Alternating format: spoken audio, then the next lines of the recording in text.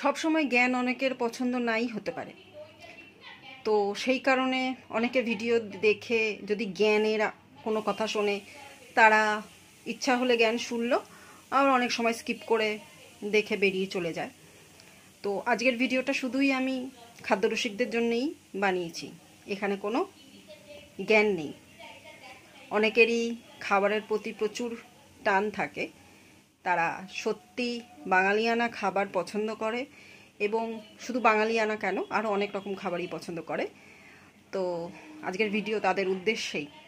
তোমরা ভিডিও দেখো, যদি ভালো লাগে লাইক শেয়ার সাবস্ক্রাইব করে দিও, আর যদি কমেন্টও করতে ইচ্ছা করে অবশ্যই করো। আর সেই সঙ্গে আরেকটা কথা, খাবার তো আমরা সবাই বানাতে জানি, আমরা মহিলা পুরুষ কেউই আজ খাবার বানানোর দিক দিয়ে পিছিয়ে নেই। খাবার বানানোর পরে সেই খাবার খাওয়া সেটা একরকম, আবার খাবার দেখে খাবার কিভাবে তৈরি হচ্ছে কিংবা কাউকে খেতে দেখে জিভ দিয়ে টস করে টস পড়া, ব্যাপারটা একদমই অন্যরকম। তাই যদি খাবারটা দেখে কিংবা রান্না করাটা দেখে তোমাদের জিভ দিয়ে টস করে টস পড়ে, কিন্তু খেতে পারছো না বলে রাগও হচ্ছে, তাহলে কিন্তু আমাকে বিপ ঠিপ দিয়ে ফেলো না। ভালো থেকো সবাই, সুস্থ থেকো, আর ভিডিওটা স্কিপ না করে অবশ্যই দেখো।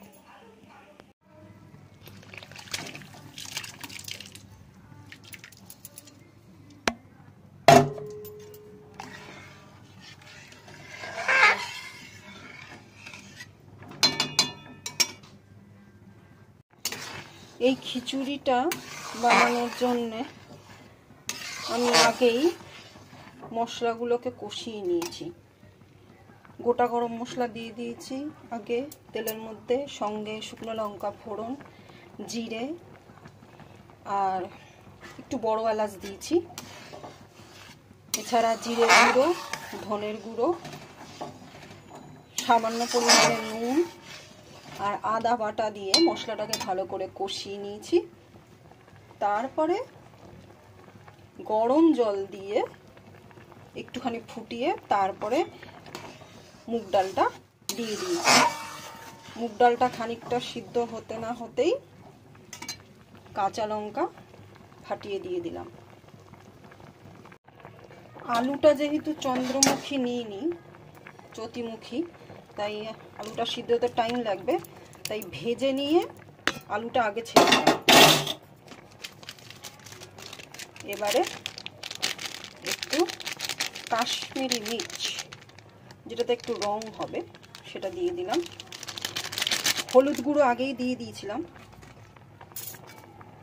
গোবিন্দভোগ চালটা দেওয়ার পরে যদি দরকার পড়ে আবার একটুখানি হলুদ না হয় মেশানো যাবে।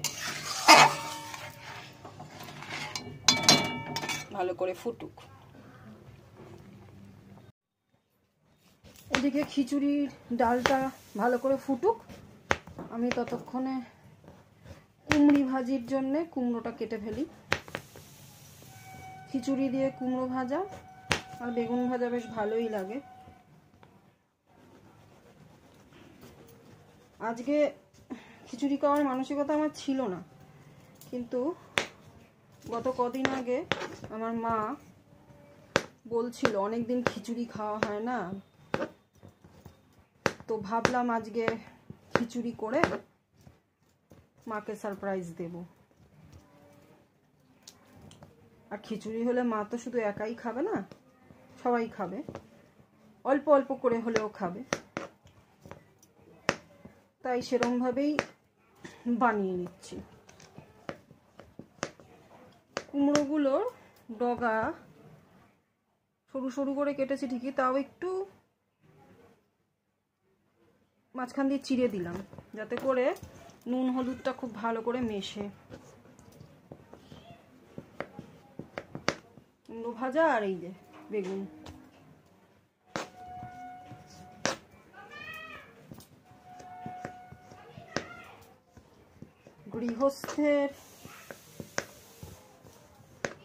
গৃহস্থালির কাজ তো শেষ হয় না কখনো, আর তার মধ্যে একটা বিরাট কাজ আমার মনে হয় এই রান্না করাটা। ধৈর্য নিয়ে যদি রান্না না করা হয় আর মন লাগিয়ে যদি রান্না না করা হয়, পুরো রান্নাটাই চৌপাট হয়ে যায়।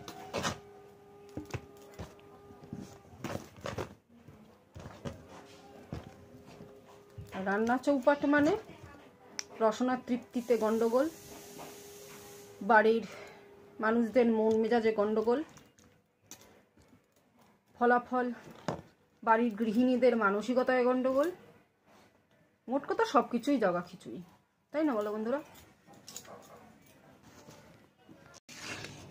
ডালটা বেশ ভালোই সিদ্ধ হয়ে গেছে।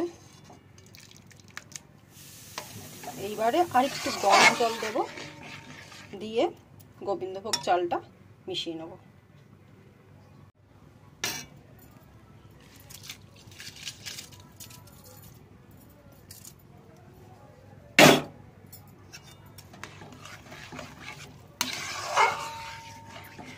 গ্যাসের আঁচটা একটু লো করে দিয়েছি।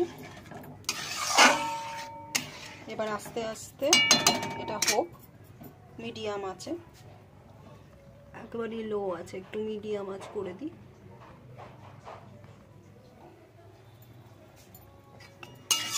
হোক, ততক্ষণে আমি বেগুনটা কেটে ফেলি।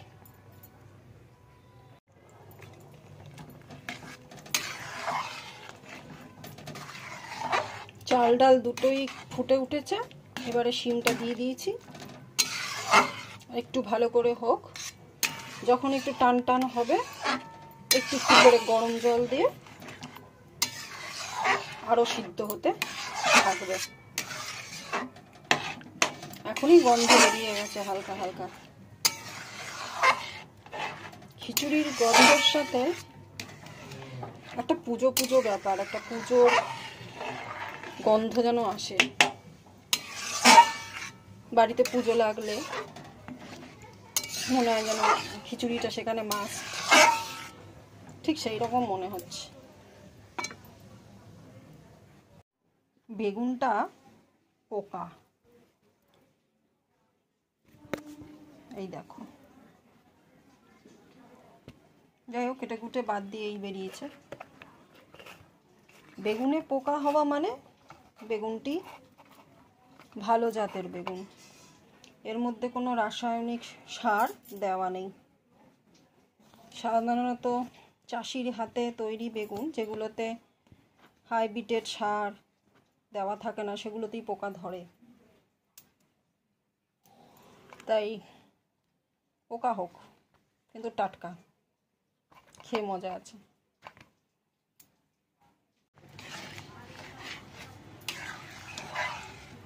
হয়ে এসছে খিচুড়িটা, ভালো গন্ধও বেরিয়ে গেছে।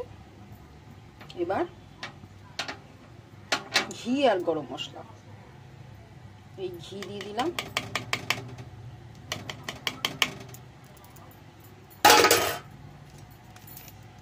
গোটা গরম মশলা তো আগেও দিয়েছি, এখন একটু গুঁড়ো গরম মশলা দিয়ে দেবো, গন্ধটা ভালো খুলবে। এমনিতেই গোবিন্দভোগ চালের একটা গন্ধ আছে, তার মধ্যে ঘি গরম মশলা পড়ে গন্ধটা আরো ভালো হবে।